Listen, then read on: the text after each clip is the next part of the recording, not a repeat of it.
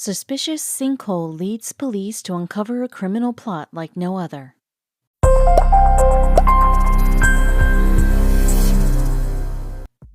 Police in southern Florida received a call about a sinkhole that quickly revealed itself to be something out of any great caper caught on screen.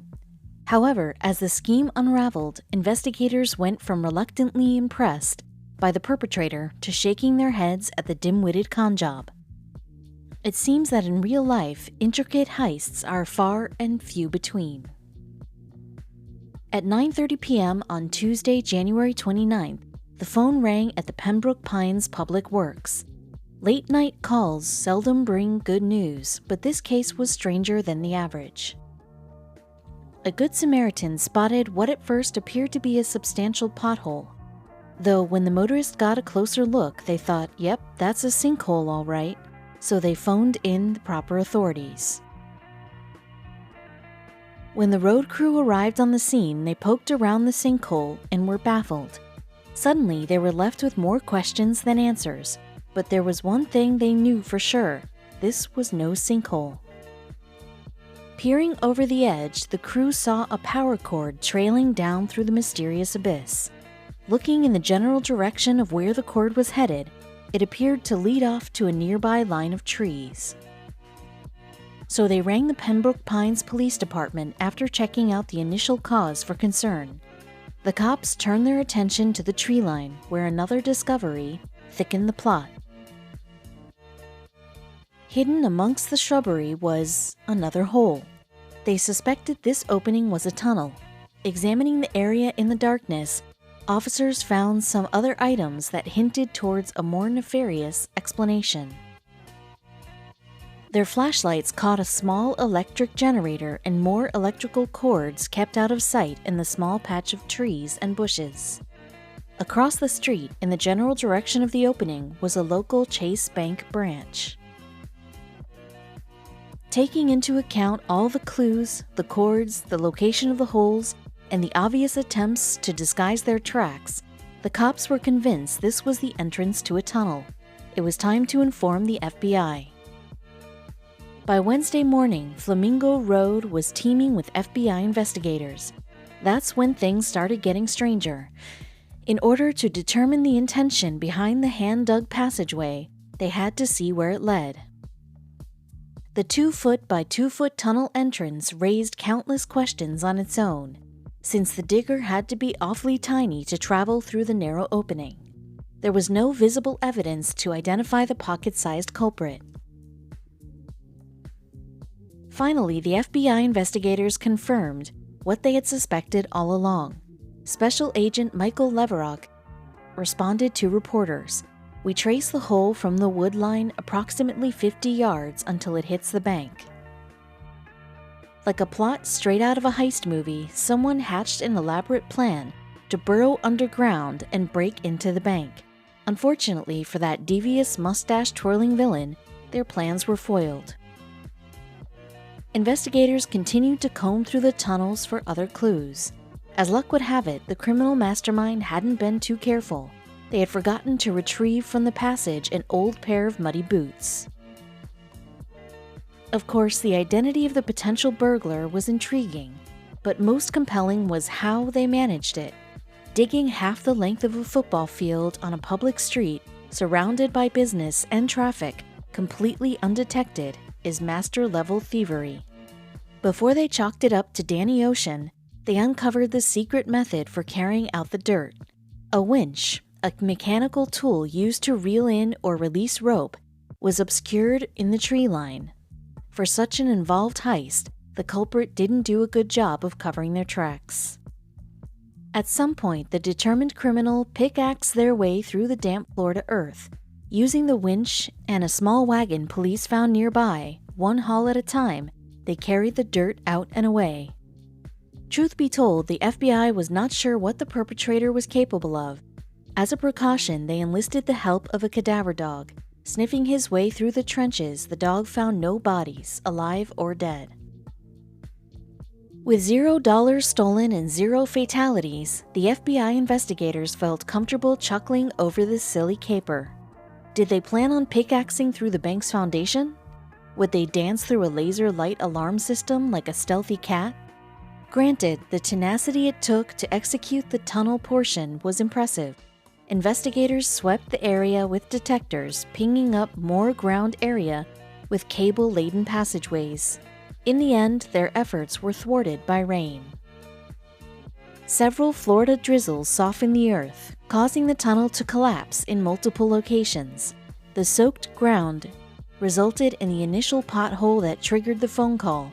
Authorities guessed the cave-ins led the perp to weasel their way out of the scheme. Still, there was neither hide nor hair to point towards the culprit. But the case just goes to show that the slightest abnormality can break open a huge conspiracy. Up north in New York, other investigators began sniffing around after some insects started behaving strangely. A strange miracle of nature cropped up around Brooklyn in the summer of 2010, where beekeepers noticed a reddish hue to the bellies of their bees. Soon enough, their honey yield was just as rosy. They worried about what the red color meant for the bees' survival. Were they suffering the effect of pesticides, or perhaps this was a climate-induced issue, given that New York City was in the midst of its hottest summer on record? Granted, bee populations globally took a hit from colony collapse disorder, which still has no definable cause. While the beekeepers knew the potential hazards of raising colonies, nobody had ever heard of spontaneously red honey, though the industry was totally new to the city.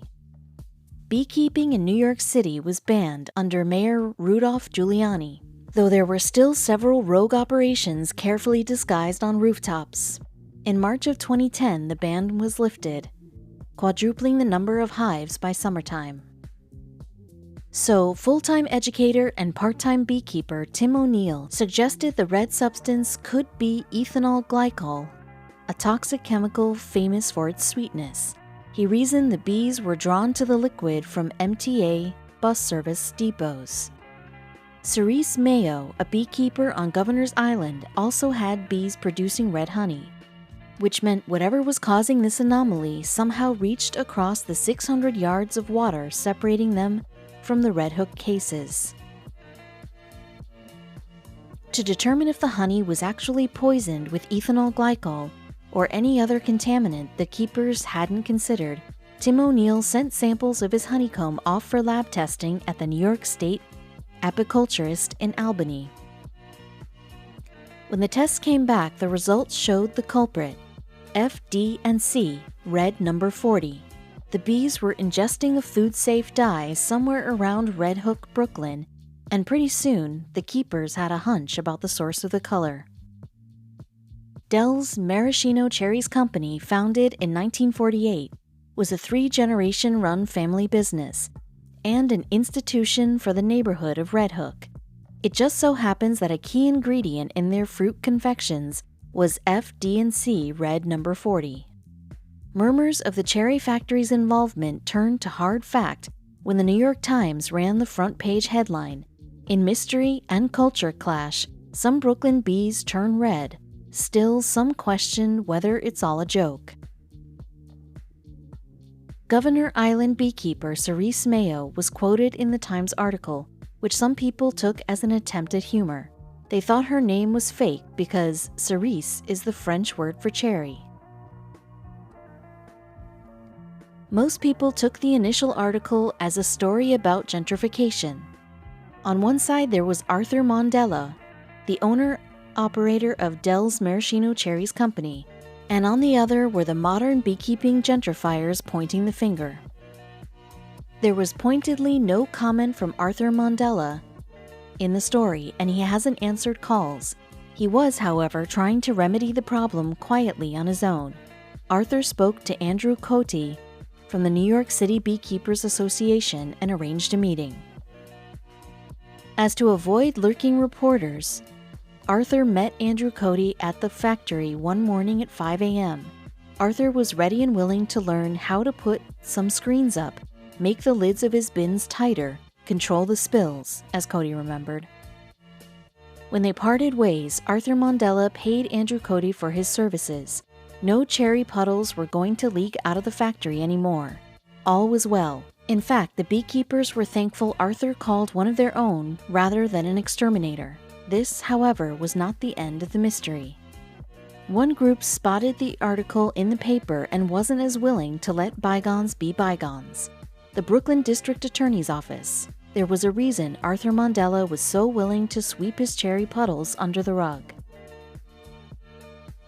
It was a long-held NYPD suspicion that Dell's Maraschino Cherries Company was covering up a criminal operation. On more than one occasion, the lingering odor of marijuana was reportedly beneath the sickly sweet cherry smell.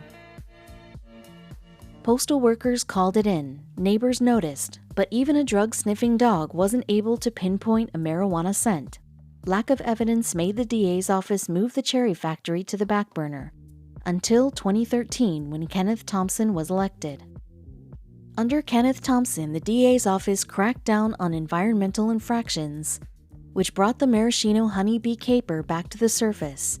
On February 24, 2015, the Department of Environmental Protection, the NYPD, and the Brooklyn DAs went to Dell's Maraschino Cherries Company, search warrant in hand. From Arthur Mandela's perspective, this was an ambush.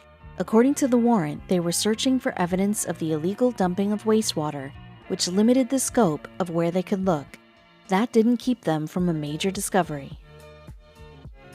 During the search, they discovered what appeared to be a false wall in Arthur's office. Things were looking grim. The authorities requested a second search warrant to gain access to the hidden area, and Arthur took a moment to relax in the bathroom. After a few minutes, Arthur didn't return. Police officers hammered on the locked door, telling Arthur to open, but he wouldn't budge. Instead, he requested his sister Joanne come to the door, where he called to her, "Take care of my kids." Moments later, the sound of a gunshot echoed through the factory. Arthur Mandela took his own life with a .357 Magnum pistol he had concealed in an ankle holster. He must have seen no way to reckon with the consequences of what the police were about to uncover. Shifting aside the false wall, police saw a ladder that led them to a sprawling 2,500 square foot basement turned into a substantial growing operation. In total, 100 plants were recovered, thriving under the LED grow lights. Each discovery added to the overtly cinematic narrative. $130,000 in cash, a secret garage full of luxury cars that included a Rolls-Royce and a Bentley, plus many books about plant husbandry and another entitled The World Encyclopedia of Organized Crime. In spite of the weird Breaking Bad-style tragedy that unfolded at the Maraschino Cherry Factory, the DA's office didn't go for the jugular. The company's new owners, Arthur's daughter Dana Mandela Benz and Dominique Mandela, paid a $1.2 million fine. No one will know the fear and shame Arthur Mandela experienced moments before his death, but we do know what probably would have happened if he lived. Based on the charges, he could have served maybe 1 to 3 years behind bars, but probably would have gotten probation. He was very private. We'd ask him questions when we were little, and his response would be, "What, are you writing a book?" Dana Mandela told The New Yorker. The sisters picked up the baton of the family business without a hiccup, thanks to their sizable inheritance. Other than the book in the basement, there was no evidence of any connection to organized crime. After a lawsuit that the family filed against the city for their handling of the search was dismissed, they argued the judge had prejudicial views of Italian Americans. While the chapter of a great mystery was put to rest and the bees and their honey had long since turned back to gold, the Mandela family grieved. They mourned Arthur and came to terms with why a proud small business owner would do what he did. Investigators can't be sure how Arthur Mandela went about distributing the drugs or over how long a period of time he operated. Some people have blamed the bees for narking out a family man, but it's not that uncommon for nature to foil crimes. As a matter of fact, plenty of dastardly criminals have seen their tunneling skills pay off with massive dividends. Banco Central, Brazil. 3 months before heist day, a group of Brazilian thieves made a little investment. They rented a property just a few blocks from their target and set up a fake landscaping business. Then their plan was ready. The heist. Disguised as landscapers, the thieves tunneled, complete with wood framework and lighting, from the neighboring property to underneath the bank. Without setting off an alarm, they lifted $95 million, of which authorities only ever recovered $9 million. Kenya Commercial Bank. A police station across the street didn't stop thieves from targeting this bank. The 3 perpetrators had their own property nearby, a bookstore, and in 2017, they used that to their advantage to pull off the unbelievable. The heist. The men tunneled from their bookstore to the vault of the bank next door, using boxes to cover up their work. In the end, the trio swiped 52 million Kenyan shillings, or about $500,000. The men were, however, eventually charged for their crime. The Great Train Robbery, England. In 1962, after an informant told him just how much money Royal Mail trains carried, English ne'er-do-well Bruce Reynolds assembled a team of 15 men to rob a 12-carriage train. The heist. To pull it off, the men fussed with the light signals on the tracks, forcing the train to stop. Then they knocked out the driver and took about $3.6 million in banknotes. The men were eventually arrested, but most were set free years later on probation. West Hartford, Wells Fargo, United States. Throughout the Cold War, infamous Cuban ruler Fidel Castro hated America for a number of reasons, including for its exploitation of Puerto Rico. So he hired a Wells Fargo armored truck driver named Victor Guerrera to perform a little thievery. The heist. In 1983, Guerrera, who was part of the Puerto Rican nationalist group Los Macheteros, stole $7 million from one of the trucks he drove. Before Wells Fargo knew what had happened, he fled to Cuba, never to be seen again. Dunbar Armored Car Depot, United States. Whenever he saw armored cars, Alan Pace III of Los Angeles, California saw dollar signs. Inclined to launch a heist, the Dunbar security guard knew better than to target the cars. Instead, he set his sight on the depot. The heist. Pace and a team of 5 men subdued the depot's employees, slid into the vaults, and loaded $20 million into a rented U-Haul, destroying security cameras along the way. Authorities eventually caught the team, but $15 million still remains at large. Bank of France, Toulon, France. In 1992, 10 men had a contact on the inside of a French bank holding millions in assets. After hearing her talk about the money inside, they decided it was time to try and make out like bandits. The heist. The men first kidnapped a bank guard's family. In case this didn't do the trick, they also tied explosives to his body. Naturally, he let them into the bank, and they swiped about $21 million. Their inside lady eventually snitched on them, though less than 1/10 of the money has been recovered. British Bank of the Middle East, Lebanon.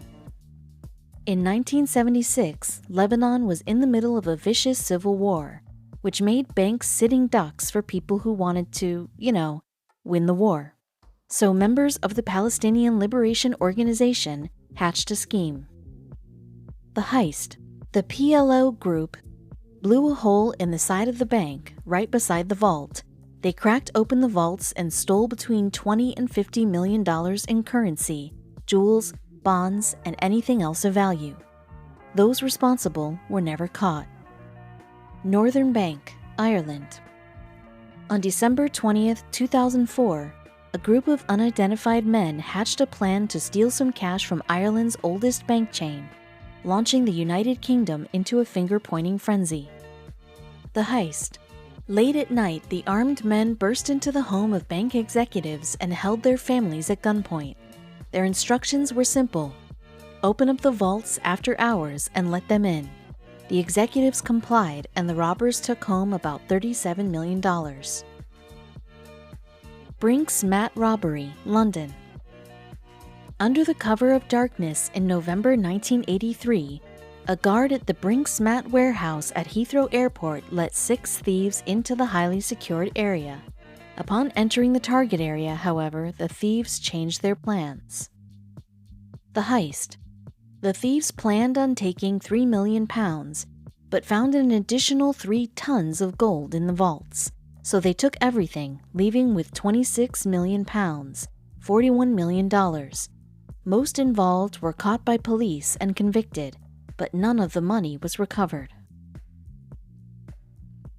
United California Bank, United States. Emil Dincio, pictured, wasn't an amateur. He made a living off robbing banks, so in 1972, he and a team, which included an alarm expert named Phil Christopher, set their sights on a Southern California bank. The Heist. After entering the bank, Christopher disabled the alarm system and the crew blasted a hole in the roof with a stick of dynamite. Once in the vault, they took $36 million, about $176 million by today's standards, after inflation. Knightsbridge Security Deposit Vault, England. Valerio Vice saw himself as a bit of a gangster. He had 50 armed robberies under his belt, so he and a partner hatched a plan to swipe big bucks from an English vault. All they needed were award-winning acting skills. The Heist. Vice and his friend posed as potential clients for this vault and asked the manager for a look at some safety deposit boxes. Once they had access, they pulled out guns and, with additional accomplices they let in from outside, they swiped about $98 million. Securitas Depot, England. After suffering a career-ending knife injury while protecting his friends, MMA middleweight Lee Murray assembled a team to conduct the largest bank heist in British history. Their plan was surprisingly simple. The Heist. Posing as police officers, Murray and his crew kidnapped the bank manager and his family, holding them at gunpoint while the staff handed over the equivalent of about $100 million. 3 months later, the crew was arrested. Dar es Salaam, Iraq. In 2007, employees of the large Iraqi investment bank showed up to work, only to find something curious. Tons and tons of American money had been filched from the vaults. What happened? The Heist. After the money was discovered to be missing, the Interior Ministry and the Finance Ministry set up investigations that proved fruitless. The best theories suggest night guards swiped the $282 million, though the money was never recovered. Central Bank, Iraq. On March 18, 2003, one day before America invaded Iraq, Director Saddam Hussein knew his country's money wouldn't make it through the war, so he sent his son, Qusay Hussein, to the bank with a signed note. He had one simple job. The Heist. At the behest of his father, the younger Hussein supervised workers filling 3 massive trucks with metal box after metal box, each bursting with money. After that, he led the trucks with nearly $1 billion away from the scene. 1/3 of it was never seen again.